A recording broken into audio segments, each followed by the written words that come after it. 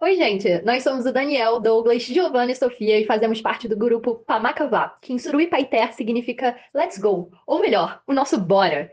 Hoje vamos apresentar uma análise sobre como o futuro é frequentemente expresso pelo presente no português brasileiro oral. Nosso estudo investiga essa tendência analisando as alterações fonológicas, o paradigma verbal e a semântica dos verbos de futuro no discurso, além da relação desse fenômeno com a faixa etária dos falantes. Então, Pamacavá, bora dar play e saber mais. Nosso objetivo foi analisar sincronicamente como o futuro é expresso no português brasileiro falado, comparando as formas de perífrase, como vou fazer, e presente com o valor de futuro, como faço amanhã, com formas sintéticas, como farei, e a perífrase com irei. Para isso, investigamos um contexto específico, o meio sonoro com baixo grau de monitoramento, ou seja, falas espontâneas e informais. Utilizamos o corpus Coling PB, que reúne entrevistas informais feitas com paraibanos em 2015. Além disso, consideramos idade como uma variável externa, separando os participantes em três grupos: adolescentes, de 14 a 17 anos, adultos, de 25 a 45 anos, e idosos com mais de 60 anos.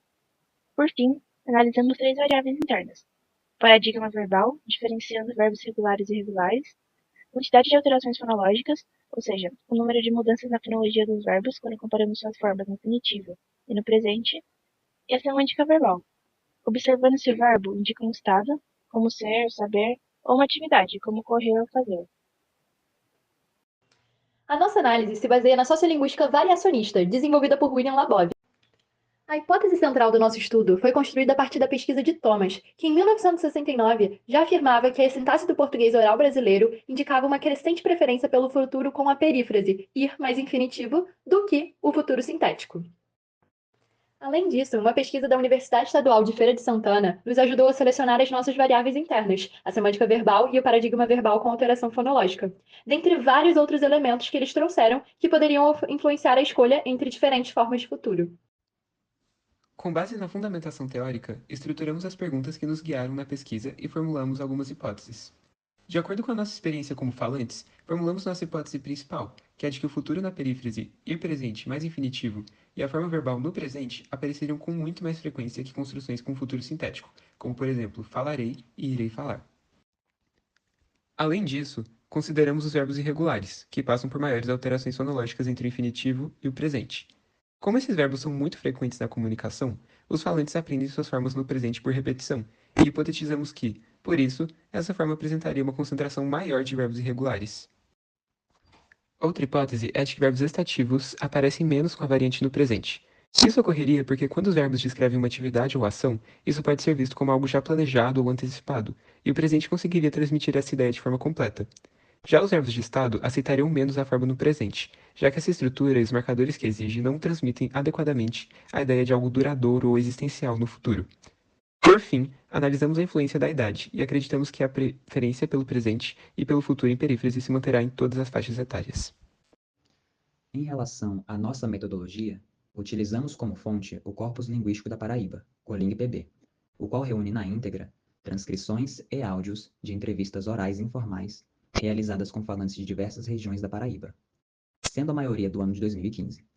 Sempre que possível, priorizamos falantes da região de João Pessoa e suas proximidades, nos limitando à zona urbana.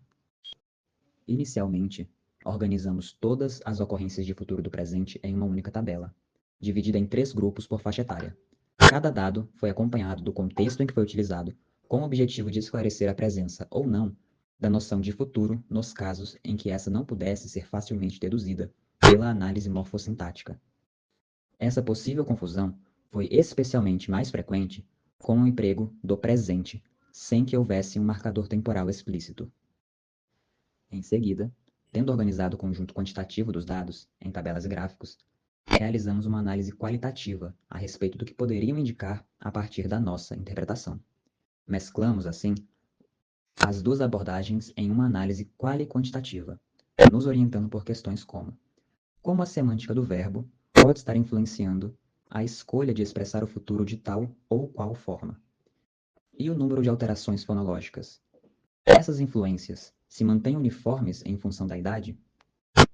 Observamos que não houve o uso do futuro sintético. As formas de futuro aparecem apenas como presente ou perífrase, ir mais infinitivo. Curiosamente, o grupo mais velho, grupo 3, apresentou mais ocorrências de presente, 9 no total, do que os grupos mais jovens, grupo 1 com 5 e 2 com 6. Em geral, 54% dos verbos eram irregulares, mas dentro do presente, esse número sobe para 65%. Quanto à semântica, 27,3% dos verbos eram de estado, no total. Porém, apenas no presente, esse percentual foi menor, sendo de 15%. Por fim, em relação aos marcadores, 45% das ocorrências de presente foram usadas sem nenhum marcador, variando entre 20% no grupo 1, 66% no grupo 2 e 55% no grupo 3. Já o uso de perífrase com marcador foi mais frequente no grupo 1, com 31%, seguido pelo 2, com 22%, e grupo 3, com 17%, com 24,6% no total. Nossa primeira hipótese foi totalmente confirmada. Das 150 ocorrências analisadas, nenhuma apresentou futuro sintético. Isso reforça a preferência pelo uso de perífrases ou de presente para expressar o futuro no português brasileiro.